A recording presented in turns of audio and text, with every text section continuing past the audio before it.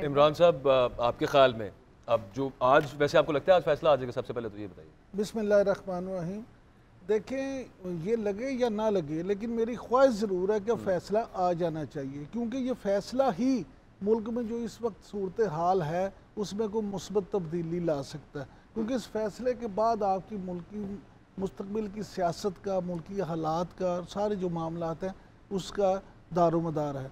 तो अब जितना क्यास क्रिएट हो गया है, तो मुझे लगता है कि अब फैसला आ जाना चाहिए। चीफ जस्टिस तो आज कह रहे हैं कहाँ है आईनी बहरान, हम मुझे तो नहीं नजर आ रहा कोई आईनी बहरान। वजीर आजम मौजूद हैं, सदर की एडवाइस पर काम भी कर रहे हैं। देखिए सबीना, अब चीफ जस्टिस ने जो कहा है उनके रिमार्क्स पे मेरे जैसा कमज़ोर आदमी तो कोई तबसरा नहीं कर सकता, ना मुझे वो भी रोजे की हालत में मज़ीद कमजोरी हो जाती है। लिहाजा वो जैसे नईम बुखारी साहब ने कहा था ना कि एनर्जी लो है, तो मैं इस लो एनर्जी में चीफ जस्टिस साहब के रिमार्क्स पे कोई तबसरा नहीं करना चाहता। लेकिन ये बात ज़रूर है कि आप हर पाकिस्तानी जो दर्द दिल रखने वाला पाकिस्तानी है और आम पाकिस्तानी जिसका शायद उस तरह से स्टेक पे कुछ भी ना हो, उससे अगर कहेंगे तो वो अपने दिल पे हाथ रख के आपसे यही कहेगा कि वो मुल्की हालात से परेशान है। और सिर्फ पाकिस्तान में ही नहीं, यकीन करें बैरून मुल्क भी जितने हमारे दोस्त जानने वाले, वो बेचारे को फ़ोन करता है, कोई ईमेल करता है, कोई मैसेज करता है कि क्या बनेगा क्या बनेगा। और आईनी बहरान हो ना हो, बहरहाल एक सियासी बहरान तो है, बिल्कुल जिसमें हमें नजर आ रहा है कि वो बहुत पोलराइज्ड आपको सवाल करना चाहिए। मैं सर आपसे सिर्फ यही पूछना चाह रहा था, आपने कहा कि फैसला आएगा तो ये जो इस वक्त ही जान है ये खत्म हो जाएगा और कुछ उसमें बेहतरी आ सकती है, लेकिन फैसला किसकी तरफ का आएगा तो मामला ठीक है? देखिए फैसला किसी तरफ का नहीं होगा, मेरी गुजारिश। लेकिन सर वहां से वो दूसरी तरफ से मैं सिर्फ इतनी सी गुजारिश साथ ये कर दूं कि अगर वो ये कहते हैं कि आपने टोटल ये जो डेप्यूटी स्पीकर की रूलिंग थी इसको रिवर्स कर दिया, ऑपोजिशन खुश हो गई, लेकिन वहां से वो ये कहते हैं कि आर्टिकल 5 पे अगर आपने उसको टच नहीं किया तो आइंदा तो ये मामला भी चलता रहेगा और फिर वो जिस तरह से सियासी बयानियां उस पर बना हुआ है आर्टिकल 5 को लेके। बाजा साहब, गुजारिश ये है कि अपोजिशन और हुकूमत दोनों ने अपना अपना जो मनपसंद मौक़िफ़ है ना उस पर ही रहना है।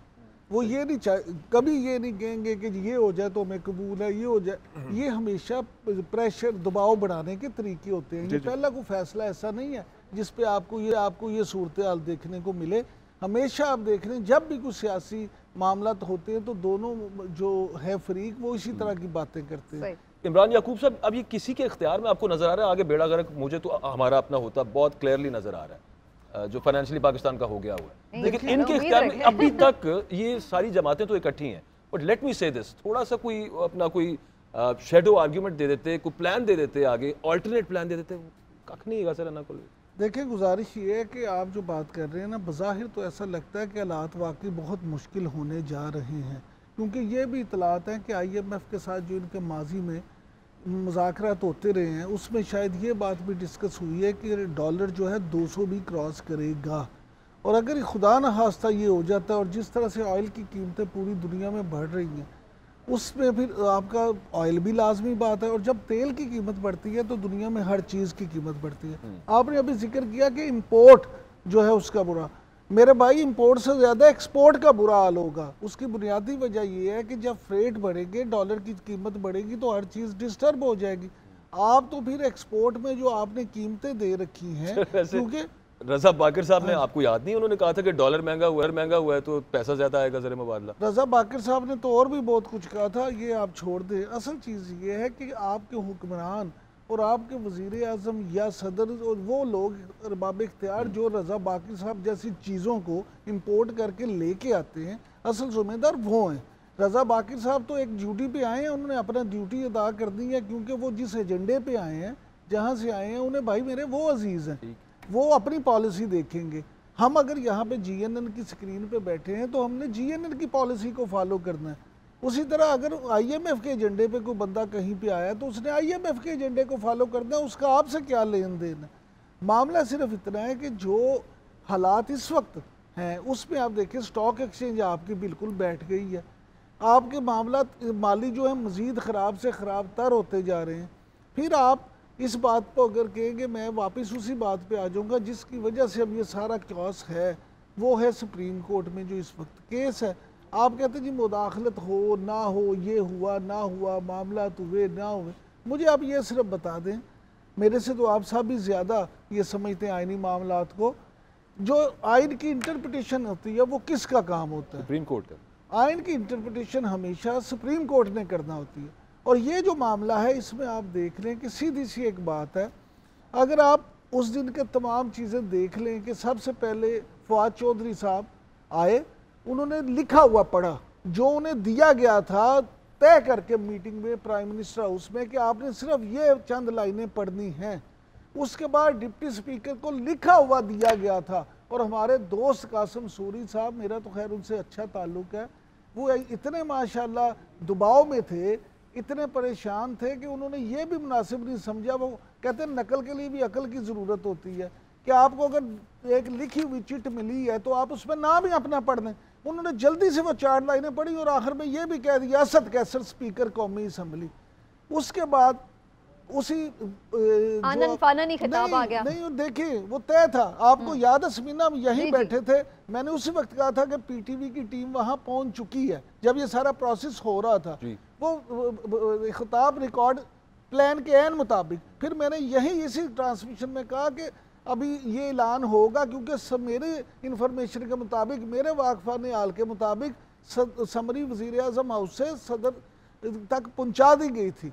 तो ये सारी साथ ही बैठे हुए थे, यही तो उनका ट्रम्प कार्ड था। तो सारे इकट्ठे बैठे हुए, सरप्राइज उन्होंने प्लान किया हुआ था, प्लान किया हुआ था। तो फिर इसमें तो कोई दो राय नहीं। ये सब कुछ जब प्लान था तो अदालत में ये सारी चीज समझने में क्या देर है। मामला ये है कि जब आपके अभी मलिक साहब कह रहे थे, मलिक साहब माशाल्लाह बड़े समझदार, मैं मेरी बात मुकम्मल हो लेने दे। मलिक साहब ये फरमा रहे थे अभी कि ये जो कीमती वकील होते हैं ना, 2-2, 3-3 करोड़ रुपए फीसें लेने वाले, ये रास्ते बना लेते हैं। मलिक साहब बड़ी पुरानी सेइंग है, आपने भी सुनी होगी, पढ़ी होगी कि rules are makes for fools, wise makes them, wise breaks them.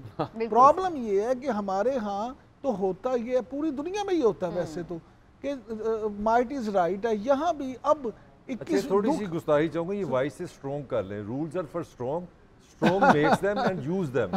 हमारी कंपनी की मशहूरी है बस। अच्छा आप सुन ले। हाँ, हमारे हाथ है ये करेक्ट थोड़ी जी कर नहीं सुन, जो वाइज होता है ना वही स्ट्रॉन्ग होता है, वाइज हुए बगैर स्ट्रॉन्ग हुआ नहीं जा पाकिस्तान में तो मैं हर वाइज आदमी को जलील होते ही देखा। जो शरीफ आदमी है, रूल का आदमी है, शराफत का आदमी है, वाइज विजडम का मतलब है इल्म वाला। इल्म वाले के साथ जो होता है 75 साल की इमरान साहब, आपने भी एक बात कही कि ये सब कुछ प्लान था, ये बात तय करने में सुप्रीम कोर्ट में क्या मसला है उनको, लेकिन यहाँ पर तय उन्होंने ये नहीं करना कि ये प्लान था या नहीं था, ये स्ट्रेटजी उनकी थी, उन्होंने उसे एग्जीक्यूट करना था जैसे भी। लेकिन बात यह है कि वो तो ये देख रहे हैं कि इस चीज का उन्हें इख्तियार था या नहीं था। बेसिकली उन्होंने ये चीज देखनी है, ये नहीं देखना कि प्लान है। ये बड़ा खूबसूरत आपका सवाल है। मैं ये बात जो मैंने शुरू में की थी ना कि इंटरप्रिटेशन का हक किसे हासिल है, ये हक ही सुप्रीम कोर्ट को इस बात की इजाजत देता है कि वो इसमें करें। देखे कल को कोई मेरे जैसे ना अहल और नालायक अगर जाके डिप्टी स्पीकर बन जाए और वो वहाँ पे या स्पीकर बन जाए और वो वहाँ पे कोई ऐसी रूलिंग दे दे जिसका खुदा न खास्ता रियासत पाकिस्तान को नहीं, वो कह सकते हैं मैं आप वज़ीर आज़म हूं। सुने एक सेकंड, तो आप फिर मैं ऐसे प्राइम मिनिस्टर मलिक साहब इस रूलिंग पे क्या कह रहे हैं? मैं आपसे सवाल, मैं वही कह रहा हूं, डिप्टी स्पीकर हूं, मेरी चैलेंज नहीं कर सकता। मैंने कहा जी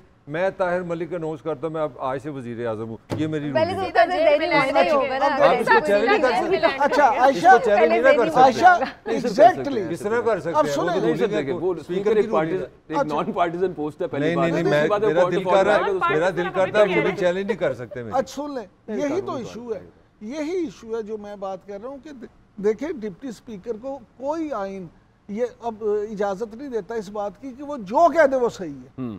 वो जो आइन के तहत, आइन और कानून के मुताबिक उसको जो चीजें तजवीज़ की गई हैं, अगर वो उनमें रहता है तो वो ठीक है, उसको चैलेंज नहीं किया जा सकता। वो ऐवान की कार्रवाई के मुतल्लिक़ अगर वो 844 लाना चाहता है फिर वो उसका जो है ना उसमें बिल्कुल। अच्छा, ये भी वैसे इंटरेस्टिंग बात